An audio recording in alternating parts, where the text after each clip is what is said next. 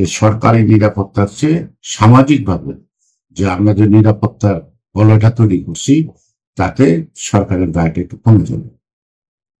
দলের ভারপ্রাপ্ত চেয়ারম্যান যে নির্দেশনাগুলো দিয়েছেন একটু কঠোর হস্তে দমন করা, অর্থাৎ সেই ক্ষেত্রে আমি একটা চ্যালেঞ্জ হিসেবে নিয়েছি বাংলাদেশে কোনো মন্দিরে বা কোনো জায়গায় যেন একটা গাছের পাতা না পড়ে এবং অত্যন্ত আনন্দ উৎসবের মধ্যে যেন সবাই পূজাটা করতে পারে। সকল সংখ্যা দূরীভূত করার জন্য আমরা উদ্বুদ্ধ করছি প্রত্যেক মন্দিরে এবং সমাবেশ করছি এবং আমাদের দলীয় কর্মীরা তাদের সাথে এখন থেকেই কাজে ব্যস্ত আছেন যাতে সুন্দরভাবে পূজাটা হয়, তাদের গ্রামের ঐতিহ্য বা তাদের সুনাম যেন অক্ষুণ্ণ থাকে।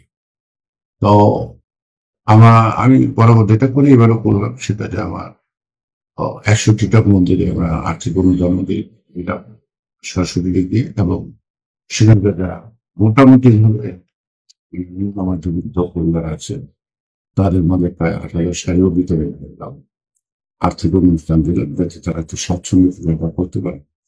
একটা জিনিস হলো যে আমরা আমাদের থানা ভোটে সবাই যে আমরা বিভিন্ন মন্দির গেছি তারা খুব উৎসাহ বোধ করছে এবং তাদের মধ্যে যে যদি কোনো সংখ্যা কাজ করে থাকে সেই সংখ্যাটা এখন আর নাই। তাদের মধ্যে সাহস এবং তাদের মুখে হাসি এবং তারা আস্থাশীল যে হবে না কিছু।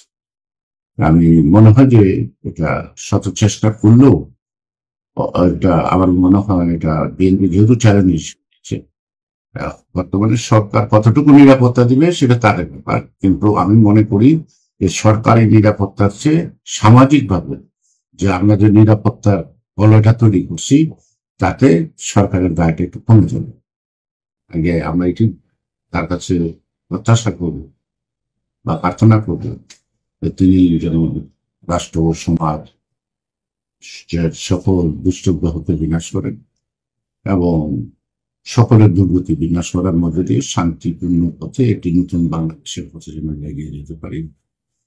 দলমত ধর্ম বর্ণ নির্বিশেষে আমরা এই মাটির সন্তান একসঙ্গে বসবাস করার ঐতিহ্যটা আমরা পুনরুদ্ধার করতে চাই।